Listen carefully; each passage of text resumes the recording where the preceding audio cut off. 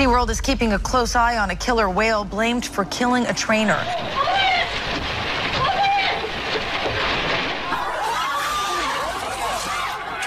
The stadium lights shimmered off the still, blue water.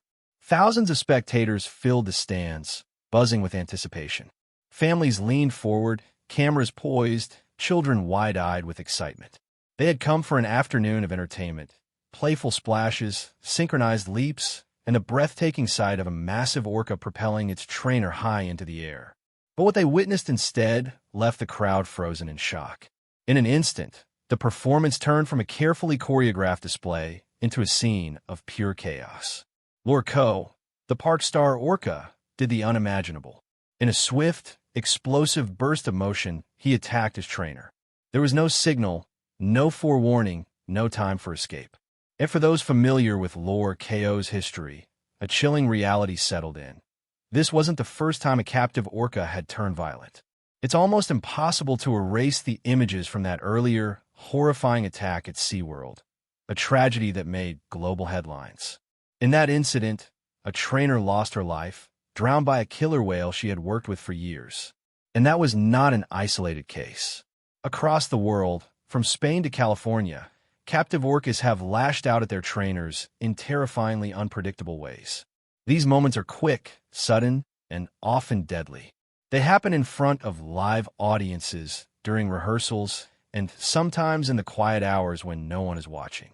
Why do these massive, intelligent creatures, so graceful in the wild, suddenly erupt into violence in captivity? What sparks these catastrophic outbursts? And what really happened in those final, frantic moments between human and whale? This is the haunting story of 7 trainers, 7 individuals who each experienced the shocking, primal force of an orca attack. Some survived to tell their tale. Others didn't. Number 7. Alexis Martinez and Keo. Loro, more widely known by his given name, Keo, was unlike any orca you'd encounter in the wild. For the entirety of his life, he had never felt the deep pull of ocean currents or chased after live prey in a hunt. He had never swum for miles alongside a family pod in open water. From the moment he was born, he belonged to a very different world, a world of shallow pools, concrete walls, and carefully timed shows. Raised entirely in captivity, Keo learned to perform for crowds. Tricks, leaps, and choreographed behaviors weren't instinct. They were trained responses, shaped through years of conditioning and repetition. By the time he arrived at Loro Parque in Tenerife, Spain, he was already a seasoned performer, a living attraction capable of drawing tourists from across the globe. Keo wasn't always stationed in Spain. His life was a cycle of transfers, moving between marine parks and facilities whenever it suited the demands of breeding programs or entertainment schedules. He was an asset, moved around like a commodity. But in 2009, those around him began to notice subtle changes, small cracks in the predictable, polished image he had always projected. That year, the park was preparing for its festive Christmas show. On December 24th, Keo was in the training pool with Alexis Martinez, a 29-year-old senior trainer. Alexis had spent years building relationships with the whales in his care, and he and Keo were familiar partners. Their routines had always gone smoothly, built on trust and mutual recognition. That morning, however, something was off. Keo's timing faltered. He missed cues he normally executed flawlessly. Between movements, he lingered near the surface of the water, his posture oddly still. Alexis, attuned to the subtleties of animal behavior, likely sensed the change, but may not have known just how serious it was. Another staff member later recalled a disturbing detail.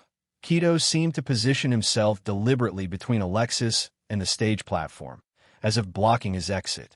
When the underwater signal was given for Alexis to swim away, Keo moved toward him, at first slowly, then with growing force. From the pool side, another trainer tried issuing control signals, commands that had always worked in the past. Keo ignored them.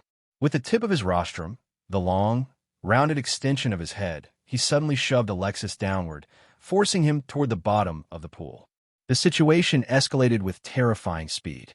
The land-based trainer switched to backup emergency signals, hoping to break through Keo's fixation. For a brief moment, it seemed to work. Keo surfaced and took a breath. But almost instantly, he dove again, this time surfacing with Alexis balanced on his rostrum. Keo's mouth remained closed, but the danger was unmistakable.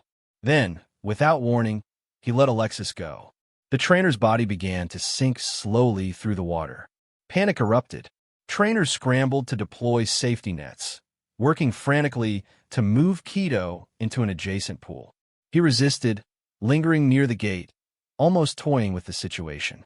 Only when a safety barrier dropped into place did he finally swim away, giving the team a chance to recover Alexis from the bottom.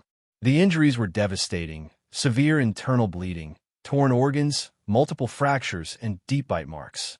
There was nothing that could be done to revive him. What made the tragedy more chilling was that experts had already voiced concerns about the environment at Loro Parque. The orcas there were part of a fragmented social structure, lacking the stabilizing presence of a dominant female. In the absence of a clear hierarchy, tensions among the whales shifted constantly, leaving them in a state of social instability. Inside the tanks, boredom was rampant.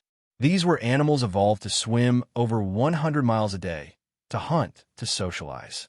Confined to a space a fraction of their natural range, they often resorted to stripping strips of metal lining from the walls simply to occupy themselves.